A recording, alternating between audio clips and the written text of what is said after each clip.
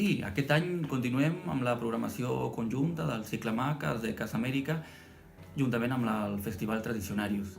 Aquest any tenim 3 concerts de presències molt diverses de la música d'Amèrica Llatina, de tradició, aquí a Barcelona.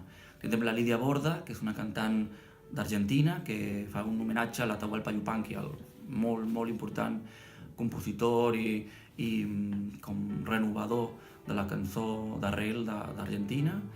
I també tindrem un projecte de Caracas, potser més jazzístic, que es diu Joropo Jam, molt de vertigen musical, instrumental, amb el cuatro venezolano, que és fantàstic.